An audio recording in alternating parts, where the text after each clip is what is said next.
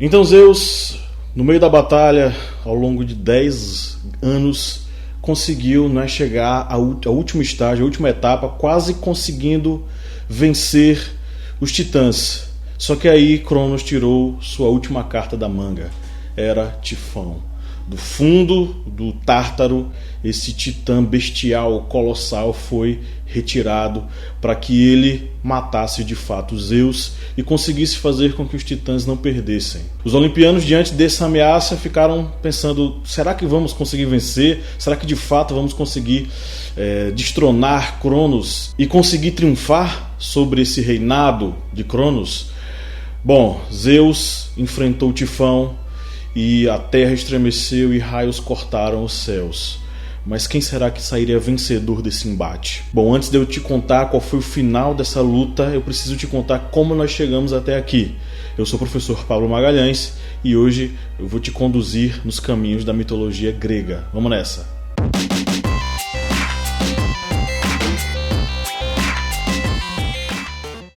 Quem anda acompanhando o nosso minicurso sobre mitologia sabe que no episódio passado nós concluímos com a vitória de Cronos sobre Urano. Urano que, enfim, aprisionou seus filhos no ventre da sua esposa Gaia.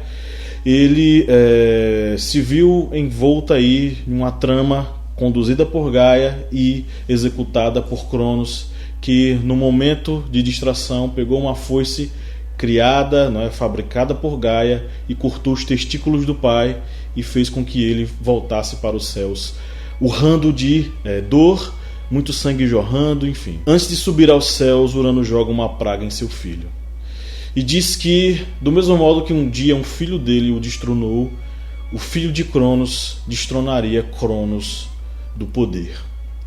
E foi assim, com essa ideia na cabeça, com essa maldição na cabeça, que Cronos desposou Reia, sua irmã, e com ela teve 6 filhos, 3 homens e 3 mulheres. Os três homens foram Zeus, Poseidon e Hades, e as 3 mulheres foram Deméter, Hestia e Hera. Mas como ele tinha medo que esses filhos se rebelassem contra ele, um a um, Cronos foi devorando-os. E Reia ficou muito assustada e, num rápido lampejo de esperteza, ela trocou o último filho e entregou para Cronos uma pedra que ele simplesmente engoliu sem nem olhar. Esse último filho, que foi trocado por uma pedra, era Zeus. E ele foi levado para bem longe, para ficar escondido em Creta, numa caverna do Monte Ida. Lá, algumas versões desse mito dizem que Zeus foi escondido por sua avó, Gaia. Em algumas dessas versões, ele é nutrido por uma cabra chamada Almateia. E em outras versões, ele foi protegido pela ninfa Adamanteia, uma ninfa guerreira. Escondido e protegido, quando ele chorava, os sacerdotes de Reia, os coribantes, cantavam e dançavam para abafar o choro do bebê. E assim passaram-se alguns anos, Zeus cresceu e começou, juntamente com sua mãe Reia, a pensar numa estratégia para vencer seu pai Cronos. Entra na trama a titanesa Metis, ou Oceânida, porque de fato ela era filha de Oceano. Metis vai entrar nessa brincadeira. Metis, inclusive, que é a deusa da prudência para os romanos. Ela é a deusa da esperteza e pode assumir qualquer forma. Sendo consultada por Zeus e Reia, Metis oferece a Zeus uma poção. Algumas versões dizem que a própria Metis, disfarçada, metamorfoseada, entregou a bebida para Cronos, que bebeu tranquilamente. Em outras dizem que foi Zeus quem deu essa bebida. No que Cronos bebe, ele vomita todos os seus filhos. Todos os seus filhos eles são regurgitados, são colocados para fora. E nisso eles se unem com Zeus, com Reia, com Metis e com boa parte dos hecatônquiros e dos ciclopes para lutar contra os titãs.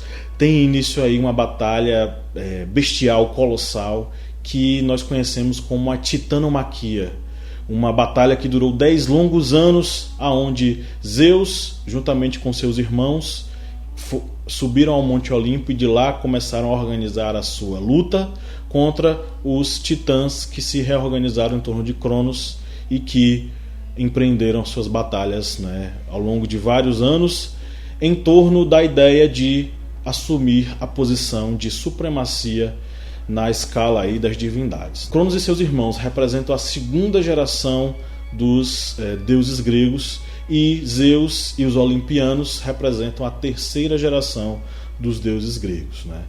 As batalhas elas se seguiram, né, encarnecidas, batalhas que representaram terremotos, e a gente tem relatos sobre isso, né, desse mito da titanomaquia através da pena de Hesíodo na Teogonia. E ele escreve o seguinte: parecia, ouvindo e vendo tão grande barulho e luz, que a terra e o céu se confundiam, pois era enorme o tumulto da terra esmagada e do céu a se precipitar sobre ela. Tal o barulho da luta dos deuses. Ao mesmo tempo, os ventos, sacudindo-se, erguiam o pó, o trovão, o relâmpago e o raio ardente, armas do grande Zeus, e levavam o brado e os clamores ao seio dos combatentes.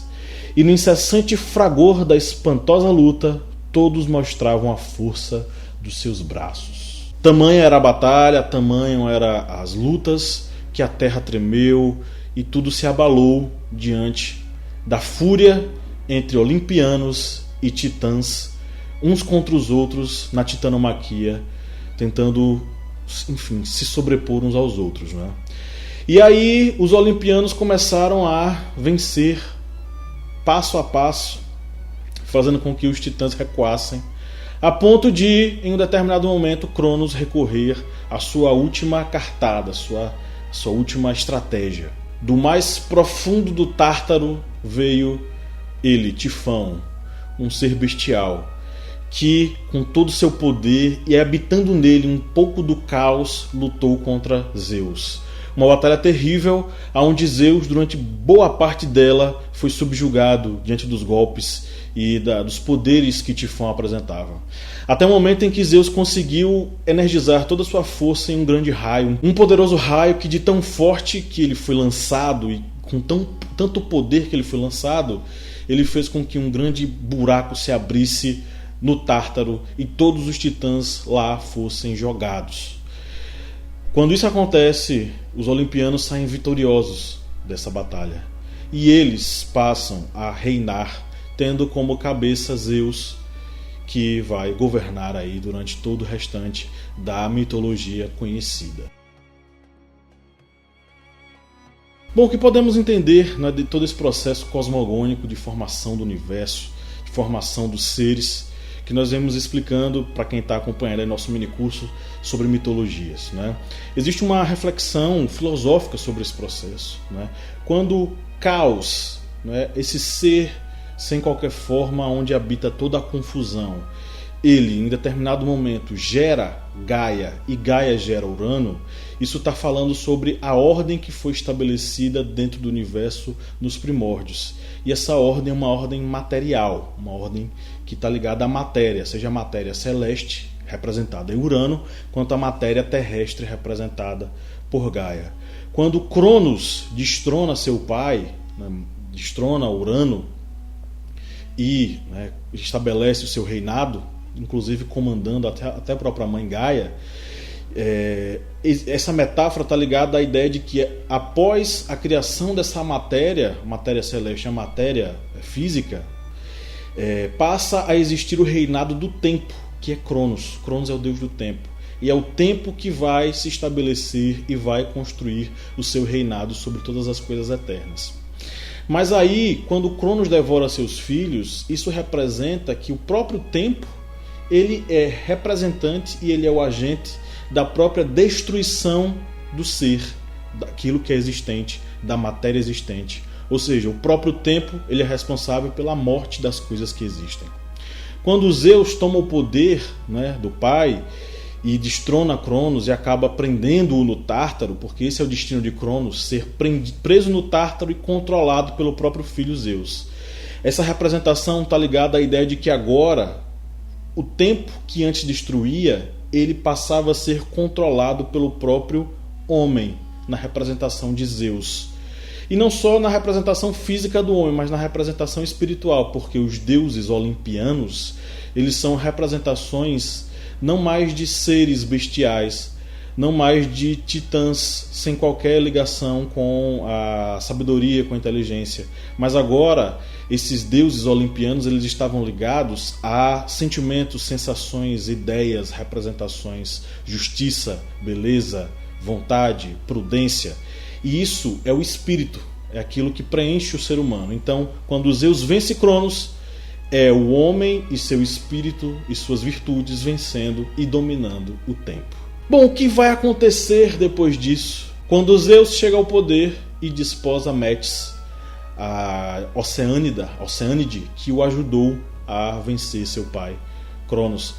Bom, isso é um papo para a próxima videoaula e para você que acompanha o nosso minicurso sobre mitologias. Se você está assistindo esse vídeo e não acompanha o nosso minicurso, que tal ser, um aluno do nosso minicurso Mitologias? É simples, torne-se um apoiador. Vá ao apoia.se/historiante e faça um apoio a partir de R$4 mensais. Você vai passar a ser o nosso aluno, além de várias outras recompensas que você tem acesso lá no nosso grupo secreto. Você vai ser aluno do nosso minicurso Mitologias, dividido em 4 módulos, sendo o primeiro módulo Cultura Greco-Romana. E aí, vamos nessa? É só você clicar aqui em cima, vai aparecer o íconezinho do Apoia, você clica e faz o seu apoio e vai lá encontrar com a gente.